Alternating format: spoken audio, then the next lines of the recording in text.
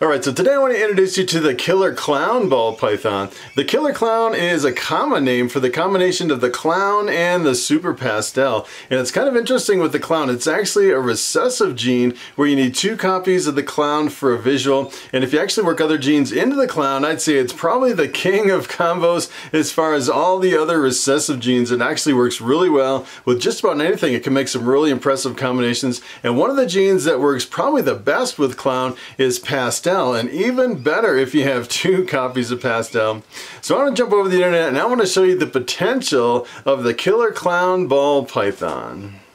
Alright, so I'm going to jump over here on Morphmarket.com and I want to start with a clown. This is what a clown looks like. And the clown is a recessive mutation, meaning that if you actually took a clown and you bred it to something else, all the offspring would come out as het clown with 1 copy of the clown, and they would look pretty much like normal ball pythons. You can't tell the difference between a het clown and a normal. As far as I know, some people may be able to pick out subtle markers. I've actually seen some people say the het clowns might be a little bit brighter. I've actually seen one person say you can actually see a line kind of from the vent to the end of the tail on the bottom side of the tail, but I haven't found that to be the case pretty much across the board. Sometimes you can actually maybe pick out the het clowns, but I'd say in most cases people list them based on the breeding. So if you actually bred this to something else, everything would be 100% het clown, meaning 100% of the time they'd have 1 copy of the gene. And the clown's kind of interesting. It can be pretty variable from one to the other. This one's kind of unique. It actually has these little spots right on the side of the snake. I'd say in most cases it has like this little kind of a pinstripe line coming down. Sometimes it'll have these little lines coming down the side. It's probably more typical than one with a lot of spots. Sometimes it can be really variable from one to the other. And it's kind of interesting. When I first started in ball pythons about 5 years ago, I didn't know anything about genetics or anything. I didn't know about recessives, and I was asking these ridiculous questions like, what is a het? You know, I was like a brand new newbie, didn't know anything about the genes or the genetics, and I started asking around, hey, I'm thinking about buying some ball pythons. What genes should I buy into? And pretty much across the board, everyone recommended you should buy either a clown or a pied, and it's kind of interesting. So I was like, all right, I'm looking for a clown or a pied. I started looking at the tables and all of the displays and everything. I was looking at the clowns, and then I was looking at the pieds. The pieds actually have the big patches of white in the snake, and I thought the pieds were so much more visually appealing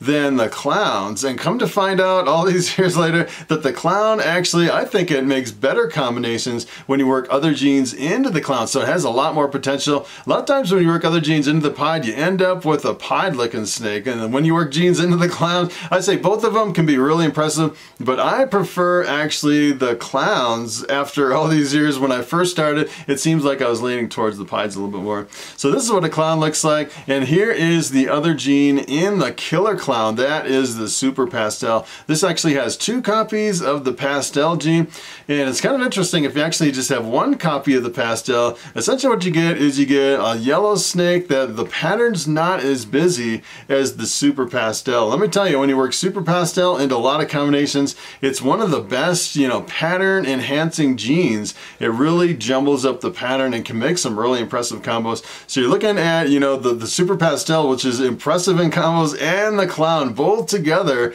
You're working together in other combos. It's a pretty impressive combination, the Killer Clown. So here's what happens if you take the super pastel and you work it into the clown. Take a look at this crazy combination. And it's amazing. When I first started, they didn't really have a lot of combinations like this. They didn't have a lot of these at the reptile shows, and if they did, they were really super expensive, pretty much out of reach. And now the prices have come down quite a bit. It's amazing how much the prices have come down. This one's actually $600, which is pretty amazing. When I started out, these were like, $2,500, $3,000 to actually get into the Killer Clown. So even if I wanted to get into some of this stuff, it was really super expensive, which is kind of crazy. So I want to show you some of these other genes that we can mix into the Killer Clown to make some really killer combinations. And probably the #1 gene that I was kind of looking through all the different genes, probably the best that I've seen is working leopard into the Killer Clown. So keep in mind, the leopard, I consider it to be like the #1 gene as far as working it into other combinations as far as a co-dominant gene. And probably the super pastel is probably the #1 super, and the clown is probably the #1 as far as working it into other genes as a recessive to get a really impressive combination. So you mix all three together and you get some really crazy combinations. So here's what happens if you take the leopard and you work it into the killer clown. Take a look at this crazy thing. And this one, it's kind of interesting. I looked at a bunch of killer leopard clowns over here, and sometimes the leopard acts in an unusual way where you actually have a lot of this striping down the back of the snake. Sometimes you get the striping and sometimes you don't in a lot of leopard combinations. It seems like maybe about 50% of the time you get the stripes, and sometimes with the leopard you get almost like, you know, 3 stripes right down the back. You can see a little bit of striping right here. It's and a little bit maybe over here, it's a little bit dotted, and a lot of times you can actually force the striping on the leopard with certain genes. I found if you actually mix it with clown, it seems like you get some striping, and if you actually mix it with lesser or butter, a lot of times you'll get the leopard to actually give you some of the striping down the back of the snake. But that is a really crazy combination, and pretty much all the clowns have a really crazy head pattern. If you're wondering if your combination is actually a clown, a lot of times you can look at the head pattern and you go, yep, that is a clown. It has kind of this really interesting head pattern. Sometimes you can actually look at it and see little flowers and bunny rabbits and all kinds of weird patterns on the head. You can almost make out, you know, little characters or something on certain combinations, which is kind of interesting. So here is the enchi. The enchi is considered to be a pattern reducing gene. So you mix it with anything else, essentially what happens is it reduces the pattern. Sometimes you get a reduction into these tiger stripes, and sometimes it'll reduce it all the way down to where you get little tiny blobs right on the top of the snake. It can be really variable, and it seems like enchi can vary from one line to the others. I've actually seen some enchis that really reduce, like super reduce, almost completely eliminate a lot of the pattern, and some of the enchis kind of give it tiger stripes, and some can be pretty variable if you actually just breed it in the same clutch. You know, just looking at the offspring in one clutch was just kind of interesting. So here's what happens if you take enchi and you work it into the killer clown. Take a look at this. This is a really crazy combination, and kind of the cool thing about the enchi is a lot of times it'll bring out a lot of yellows and oranges in your combination. You can definitely see the influence of the enchi really brightening the snake. Pretty amazing. You can see all the pattern kind of reduced down to these little blobs right down the top of the snake, which is kind of crazy. Sometimes it'll actually be all connected, and then as a matter of fact, this one actually looks kind of like a super enchi depending on the line of enchis. So some enchis reduce it like a super amount like this, and some enchis don't reduce it that much, and you need 2 copies of the enchi to really bring it down to this level. I've actually seen some super enchis where you almost don't get any pattern. It reduces it just to little tiny squiggly marks on the top, which is kind of crazy. And look at the head stamp on that thing. Pretty amazing combination. As a matter of fact, I was wondering on the price on these. These have come down so much. This one actually looks like it sold for $900. That is a pretty amazing snake.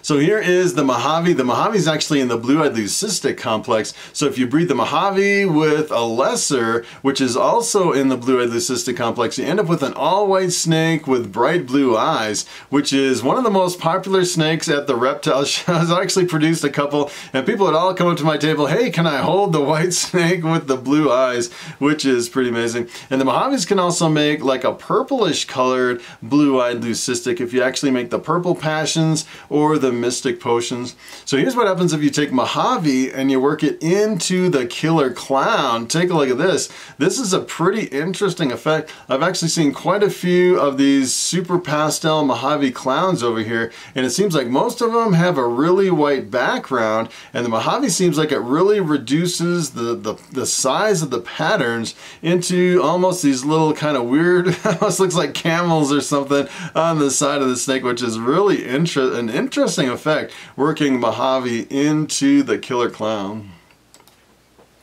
So here is the banana. When it comes to banana, I'd say the banana is really visually dominant. Pretty much everything you work banana into, the banana dominates the color, and it works really good with clown. It works really good with enchi too. And the banana is actually, it's actually a sex-linked gene, which is a little bit complicated when you're looking at the bananas. The bananas and the coroglows are pretty much the same gene. I actually have both genes, the banana and the coroglow, and both of them are sex-linked. So if you actually take a male maker banana banana and you breed it to something else, all the offspring that are bananas come out as all males. You don't get any females, which is the only gene in all of ball pythons that's sex-linked. It's kind of a crazy thing. I actually produce so many coral glows in my collection, which is pretty much the same thing as a banana, and every single one was a male, and I really want a female. I guess you can produce a female, but they say the odds are like 1 in 100 or something crazy like that. So here's what happens if you take the banana and you work it into the killer clown. Take a look at this. The banana definitely overwhelms the color on the snake. Really amazing combination. Look at the head on this thing. Some of these head stamps are really crazy on some of these clowns. So this is a killer clown banana, and this little indication right here, if you're wondering what that is, that means it's a male. That little arrow right on the bottom, if you can actually see that there. And I was wondering the price on this one. This one actually sold for $550, which is pretty amazing. These, when I first started, these were like thousands and thousands of dollars. It's like, I can't believe how much they've come down. Pretty amazing.